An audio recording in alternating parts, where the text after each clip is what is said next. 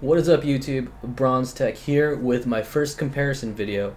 I'll do a side-by-side comparison with the ROG Zephyrus M15 and the Eluktronics RP-15, and these are what I would consider the top two gaming laptops of 2020. I know it's a little late and I know I didn't do really too much of a countdown for my favorite gaming laptops, but these are the top two for sure. Now, at the end of the video, I will choose one which I think will be the best for just in general for everyone to use. But again, there are some pros and cons between one or the other. One computer will be good for exporting videos, so let's go ahead and find out which one is better.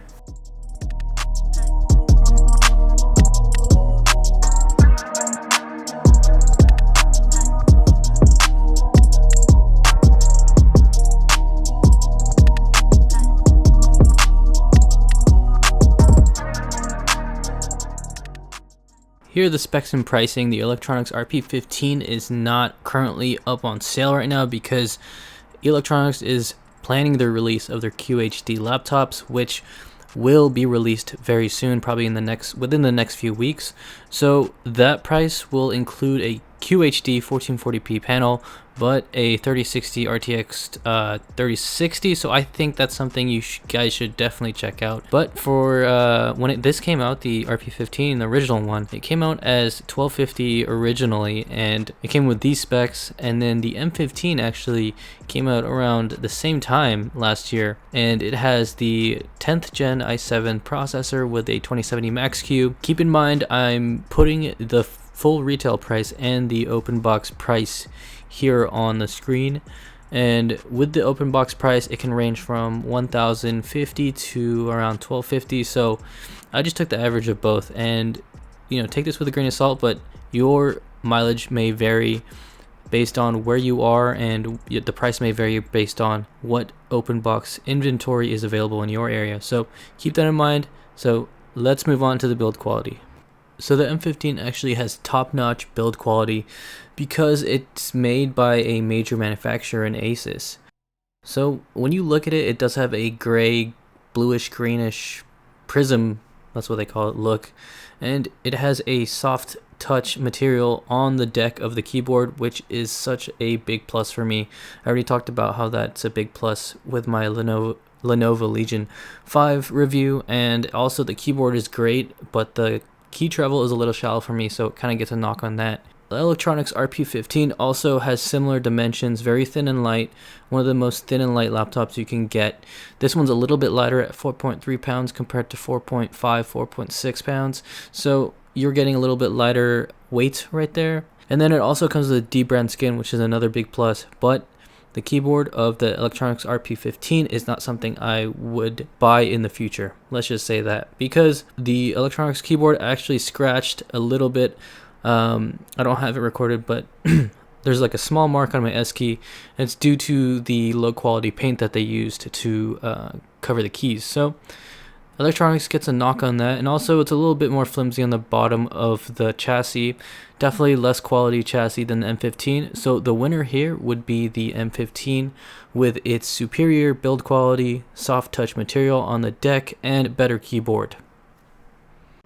Okay, so now let's talk about performance. And the M15 sports a RTX 2070 Max-Q, while the Eluktronics RP-15 sports a 2060 laptop GPU, which also has Electro Boost, so it can reach up to 110-ish watts.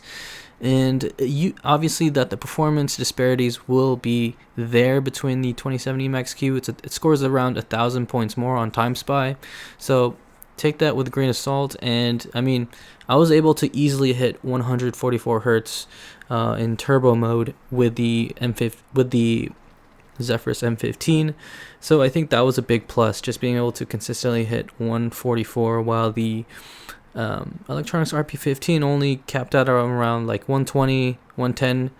So I think there are you get a little bit of a hit when it comes to Call of Duty. I'm not sure about the other games, but keep in mind you're getting 1,000 points difference on TimeSpy.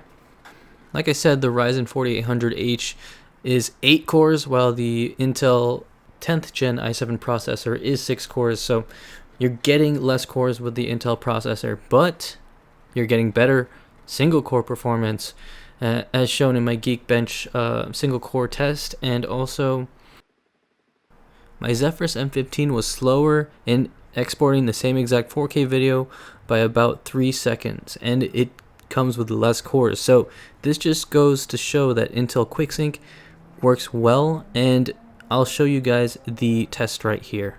So the Intel i7 processor with QuickSync loses about 15 seconds compared to the Ryzen 4800H, and QuickSync works well. It's a laptop with 6 cores versus trying to compete against a laptop with 8 cores, and you can see that QuickSync definitely makes a difference. So the silent mode of this laptop, the Zephyrus M15, which you can see with this cool looking desert background, actually does well to keep the fan noise down. The fan noise gets down to around 38 to 39 decibels, and it's almost, it's a very light hum that you can barely hear. Now with the silent option or with the eco mode on the Eluktronics RP-15, you're still going to hear a little bit of fan noise, and that can range up to high 40s, 48, 49 decibels in sound. So that's the difference as far as fan noise and gaming. As far as thermals go, the Eluktronics RP-15 with liquid thermal actually does have better thermals, but just by around 5 degrees or so.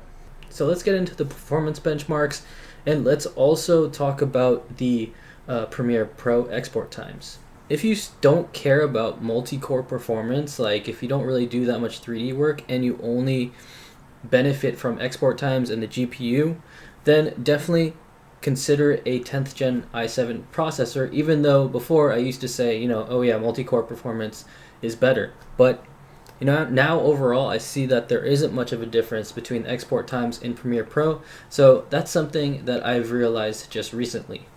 So overall, I choose the Zephyrus M15 because I do value the power of the graphics card. Not only that, the export times weren't much different as far as Premiere Pro, and with a 27 Max Q, and when you put it on silent mode, it's amazing how quiet the fans are when you're gaming. And I didn't realize that would be an important thing, that's something a feature that I would like in a laptop. But once I started playing with very slight light fan noise, and also just using the amazing speakers on the Zephyrus M15, then I realized that it's awesome to have a device like this. Now I know I used to be a Ryzen fanboy and was talking about the Ryzen 4800H a lot, but now that I realized that I only use computers for Premiere Pro exporting, the times were not much different at all. And this isn't due to part the QuickSync feature that Intel features, still very powerful when it comes to encoding video. So I hope that helps you guys out make a decision between these two laptops. I will definitely do some future updates regarding the Zephyrus G15, the 2021 version. I can't wait to talk about that. And as always, see you next time.